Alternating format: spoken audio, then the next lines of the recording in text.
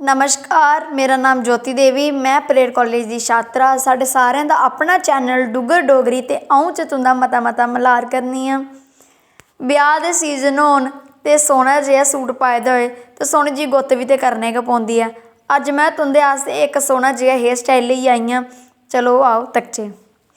सबने शा पैह्ले असें शैल जला अड़कां कड्ढी लैनियां न ते बश्कारां चीर कड्ढियै दो हिस्सें च बाल बंडी लैने न। शैल चना बाहिए ते सारे कोला पैह्ले असें उप्परा इत्थूं कंघी रक्खनी ऐ ते कन्ना धोड़ी हिस्से च अग्गें करी लैने न ते बाकी बाल असें पिच्छे करी लैने न। इ'यां गै असें दूई साइड बी कन्ना धोड़ी बाल अग्गें करी लैने न ते बाकी बाल पिच्छे करी लैने। जेह्ड़े पिच्छे दे बाल उसी शैल चला कंघा करियै ते खल्लुआं तक्कर लेइयै ते उप्परा तक्कर शैल तरह कंघी करियै ते इक पफ बनाई लैना ऐ। केईं लोकें गी निक्का पफ पसंद आंदा ऐ ते केइयें गी बड्डा। जिन्ना गै तुंदे मूंहा पर जचा दा होए उस स्हाबा दा तुस पफ बनाई सकदे हो।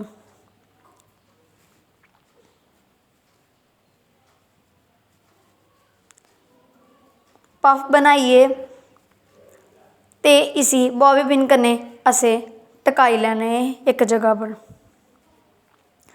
जदों भी तुस हेयर स्टाइल बनांदे हो ब्याह शादी ते हमेशा बॉबी पिन्स के इस्तेमाल करनियां न।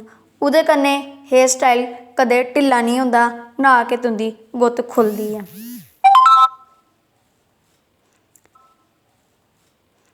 इ'यां गै असें दो पिन्नां लाइयै इसी पक्का करी लेआ ऐ ते हून अग्गें दे बालें गी कंघी करी लैगे ते पिच्छों थोह्ड़े जेह् बाल ढिल्ले रक्खियै खिच्ची लैगे।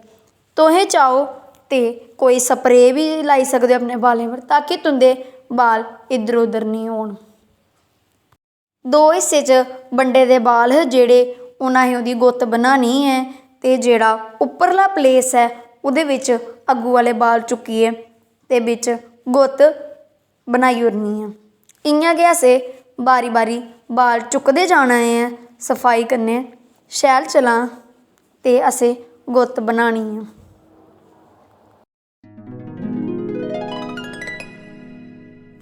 तुसें चाहो ते अग्गें थोह्ड़े हारे बाल बी अग्गें कड्ढी सकदे हो जिसी अस जुल्फ आखने होन्ने आं। तुसें चाहो ते जुल्फां बी कड्ढी सकदे हो ते अगर तुसेंगी जुल्फां नेईं पसंद ते तुस बसारे बाल बिच्च बी पाई सकदे हो। इ'यां गै असें पूरी गुत्त करनी ऐ। प्लेस पाई लैने न जियां सादी गुत्त करने आं इ'यां गै असें अग्गें प्लेस पाई लैने न ते तोड़ गै इसी प्लेस पाइयै आखर च इसी बॉबी पिन दी मदद कन्नै उप्पर टकाई ओड़ना ऐ। जित्थै बाकी पफ दियां सूइयां लाई दियां हां पफ करियै ते उत्थै असें पिन लाई लैनी ऐ ते इसी थोह्ड़ा थोह्ड़ा जेहा ढिल्ला करना। हमेशा बॉबी पिन्स के इस्तेमाल करनियां न। जेह्ड़े अस टिक टिक आह्लियां सूइयां लान्ने आं ओह्दे कन्नै साढ़े बाल ढिल्ले होई जंदे न। हमेशा बॉबी पिन्स के लान्ने आं। हून इसी असें थोह्ड़ा थोह्ड़ा जेहा बाह्र कड्ढी लैगे बाल ताकि साढ़े इ'यां गै हून एह्कड़ी साइड बी असें गुत्त गुंदी लैनी ऐ। जेह्ड़े दूए बाल न उसी असें पिच्छे करी लैना ऐ। इ'यां गै पैह्ला प्लेस मुट्टा चुक्को पतला चुक्को तुंदी मर्जी ऐ जिन्ना तुसेंगी शैल लग्गे ठीक लग्गे इन्ना तुस चुक्की सकदे हो।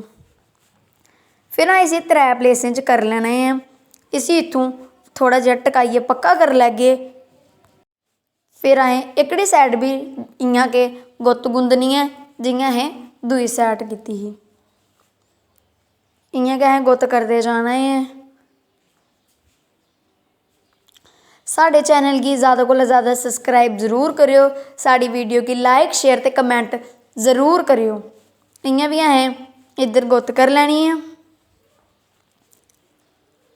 ते जियां असें पैह्लें सादी गुत्त करदे हे पिच्छे ते हून इ'यां असें अग्गें जिस साढ़े बाल इत्थूं खत्म होई गे न अग्गें ते असें पिच्छे जेह्ड़े बचे दे न उसी इ'यां गै गुंदी लैना ऐ सादी गुत्त च।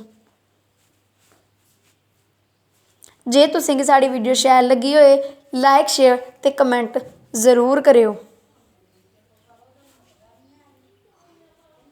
इ'यां गै असें पूरी गुत्त गुंदी लैनी ऐ ते इसी पिन लाइयै पक्का करी लैना ऐ।